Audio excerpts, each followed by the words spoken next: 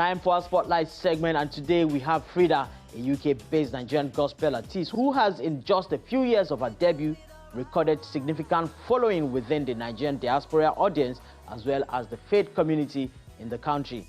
Here she speaks on her journey into music and the inspiration behind the high-flying new single, Who You Say You Are.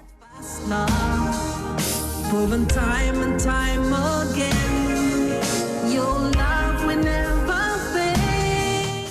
My music journey, it's begun a very, very long time ago. As you rightly said, yes, I've been writing songs and writing lyrics for a very long time, and for some reason, I just never felt ready to do something with those, to actually step out. You know, I don't know if it was, I don't know, it's so many things, to be honest with you. I think one basic thing is, I just felt that it was that, well, the enemy in me just trying to make me feel less confident, or that I wasn't ready or wasn't good enough, you know. I think it got to 2021 or thereabout, and I started having, there was an urgency in my spirit, you know. I just felt like, do you know what, you sat on this thing for so long, it's now or never. You know, you got to do something with it. And that was how I decided. But prior to 2022, I had already recorded my vocals. The song itself, I had gone to the studio, I'd done the music, and it was just there. So 2022 was just coming out with a video that really put, you know, the icing on the cake for me. When I'm weak, you're my strength, my song. To you. In the midst of the storm, it's you I look to you. You're my strength, you're my power.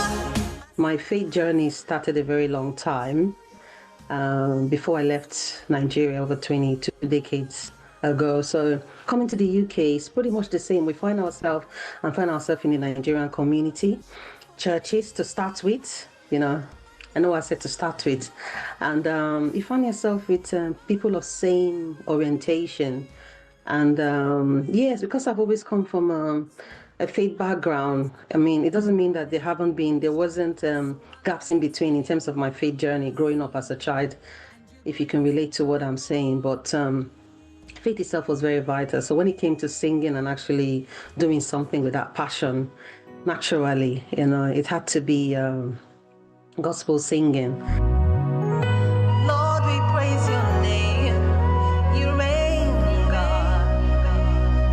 Jehovah, Lord, our God, you reign. You reign in majesty, you reign. Let all the nations bow and celebrate your reign. I sing passionate, to be honest with you. If you ask me, my music journey actually didn't start with just purely gospel. When I was younger, I used to like the likes of singers like Anita Baker, R&B, soul also. I just feel music is universal.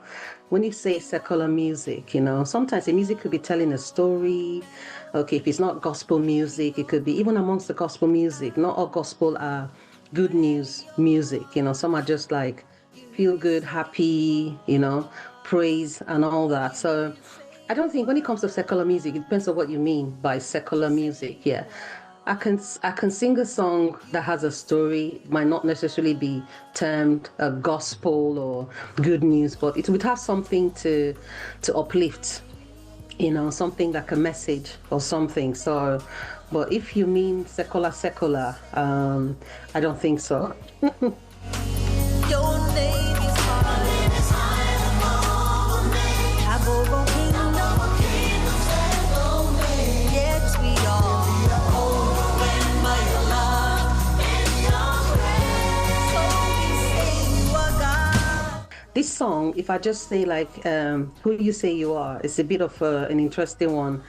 I wrote this song over 10 years ago, but I can tell you that I wrote the chorus, no, not the chorus, the first verse initially.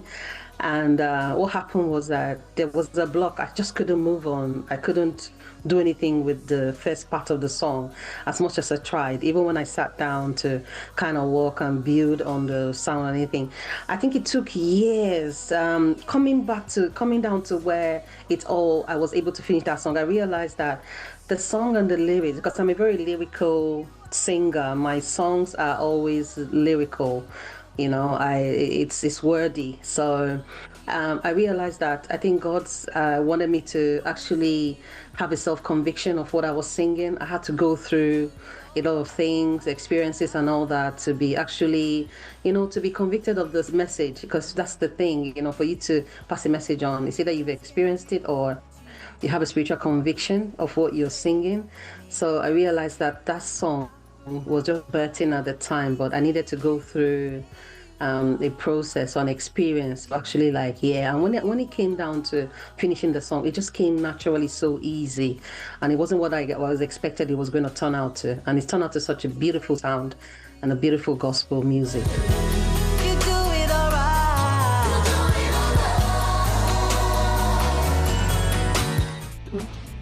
alright.